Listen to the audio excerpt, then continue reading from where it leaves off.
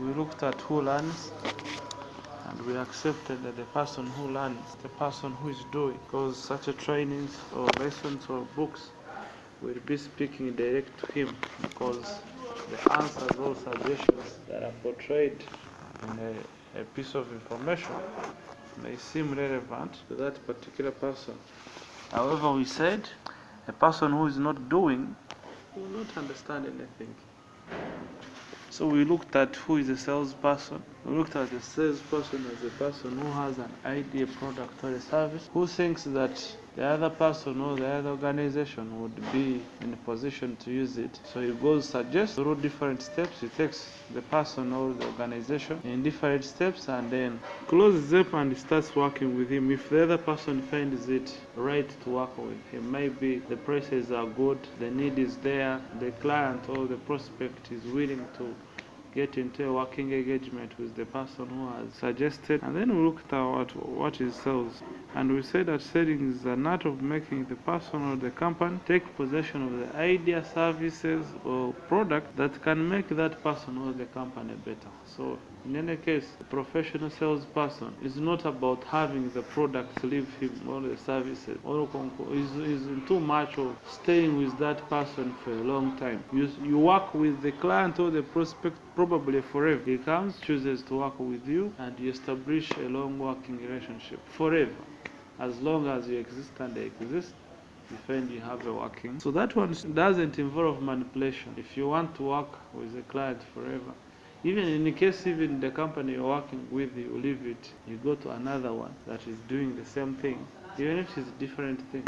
You go back at your client if you still need the services you're selling. Like if you left selling adverts and started selling cars, you would still go through your contact list. You see those. If you handled him well, and you're like, hey, and now, in fact, I left working with FFM, now I'm working with these Benz cars. Would you mind if we set an appointment and I show you what we've got? If you did him well, he will follow you up. If you manipulated him, so selling is all about having that person convinced to do business with you forever. Now we are looking at the other basic, which we are calling sales being simple. So, okay, sales shouldn't be all that complicated. It's only your perception of it that makes it complicated. So what sales requires is to initiate a conversation about how to help people do what they do better. Then we transfer that information into a reasonable proposal that ultimately will make sense to the prospect. I repeat, it requires you to initiate a conversation about how to help people do what they do better. Then we transfer that information into a reasonable proposal that ultimately will make sense to the prospect. I'll give you before you initiate a conversation with your prospect, then you are dead. You will not make any sale unless you initiate a conversation with. So it requires you to initiate a conversation about how to help people do what they do better. Then we transfer that information to reasonable proposals that ultimately will make sense. So a proposal is very vague. Now that you've initiated a conversation with Peter, you're like, Peter, how are you? Fine, I'm Angel, and I feel like I can have a chat with you. And this chat will basically be zeroed on seeing how I can add a stone in what you're doing. So yours is not to ultimately change the mindset of the prospect, but your job is to make sure that you help him do best what he's doing. Are you seeing it? So, if we do our job, the prospect then becomes a customer, someone who uses what we sell. While this process sounds simple, the reality of turning any idea into a mutually beneficial reality can, of course, be quite a challenge. Learning to overcome that challenge is the job that every salesperson does or must do. It is not easy to find Angel in his own cocoon or in his own comfort zone. And you're like, hey, I got a good idea for you. You are earning this much, I can help you earn that. It's not easy. Now, like we said, initiate a conversation, create a proposal that makes sense to the prospect, you close the sale. Yes, it sounds as simple as that, but actually getting a client look into your proposal also is not easy. But that is your job. Yeah, that is your job as a salesperson. If it was easy. Now, who doesn't want to make quick money?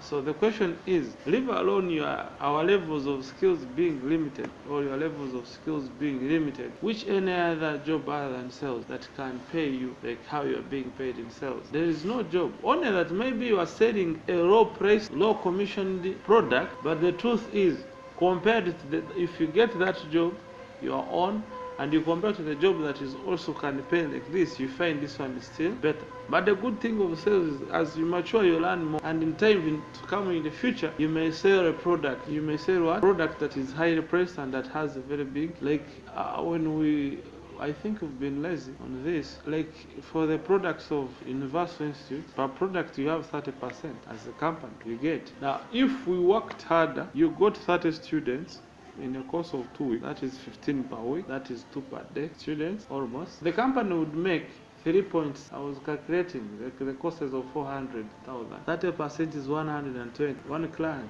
You get one client, you take 100, the company takes 120. Then I was like, then I must be a joke. So if one is giving you 120, that gives you 3.6. What of 60? Now you multiply by 2. That is 7 points. And if you give it time, you'd make that. However, there are other products that you resell and gives a commission of 1 million. Only that you haven't set out yourself to look for such, which you can even do concurrently. But the good thing of the institute, as we said, whether you shall reach a time when the company will not be getting in the field and students are getting, and that is now what we call scaling. So as salespeople, we need to reach a time we negotiate deals which we can scale. Like even if we work or you don't work, still earn the money. So scaling is very important. That's why I write a book, because it is scalable. You can scale a book, you can scale a training program. You get like all these programs where I'm teaching, I record them. In the future or in the near future, I may sit down as like, wow, I think I can be a good trainer. If I can help Jose start coming early, I can say I'm a good trainer. Now let me make a training program that is relevant for Uganda or relevant for the industry. Like the good thing, the whole truth is the media industry of Uganda doesn't have a sales and marketing plan. Are we together? So if I created a training program of selling adverts, mentions and talk shows, and I create a website for it, then I can scale it. I create it once and for all and scale. Are we together? So that is scaling. So in whatever we are trying to do is that you need to scale your businesses too. You need to get a client once and keep him for the next 6 months. So that even if you don't go to the field, he's scaled already. Every month he's renewing. You are taking your 100 or 90,000, your commission. If you could get 10, each one paying you 90,000, let's say, I don't know how big commission you negotiate, but if you could get 10 clients, you don't need so many. Step out of being broke. All you need is 10, willing to give 90, and you make 900 per month. That is scaling. Maybe we shall look into that in the future. Now, so what do we do? What do we do here? Now, how do you get sales process begin? Now, of course, what we are trying to look at, our definition of effective selling, this is my definition of effective selling, is asking people what they do, how they do it, where they do it, when they do it, with whom they do it, and why they do it that way. Then, and only then, do we ask how we can help them do it better. The key word there is do, and it is during the information gathering phase that we learn about this do, which may have no connection whatsoever with what we assume the prospect needs. Now, the problem we have, these drinking are on board. They're like, hey, Babu Kumbucha, yes. You're the manager, yes. We need to advertise you here. I'm working with Life FM. We need most of the businesses here that are doing what you're doing, they're advertising with us, and they're making it so hard. Please, why don't you come and we advertise you? I think that is most of the people's sales process. The farm, do I deceive? 90 out of 90% of the people you do like that, they will not turn up because you've not understood what they do exactly. You need to first understand what they are doing. I get it. Secondly, you need to understand how they do it. Then you need to understand when they do it and where. And then the most important thing is exactly understanding why they do it. You're like, hey, Yes, Angel, how are you? Fine. This is Defao. Yes, Mr. Defao. Yeah, I've been reading about Baha Enterprises. In fact, I just got here about your advert on the radio, Life FM. I just want to understand exactly what you do, you guys. Oh, wow, we're a sales and marketing company. We help teams build, we help company build their sales and marketing teams, market on their behalf, negotiate deals for them. So basically, that's what we now have told you what. And you could we know exactly where you are located? Maybe I can pass by one of the days. Oh, we are located in Fort Portal. Well, that's one. Some offices are in Chicago, some are even in Nairobi. So, oh, where exactly are you? And currently I'm in Fort Portal. So we are trying to build a few business. Okay, that's beautiful.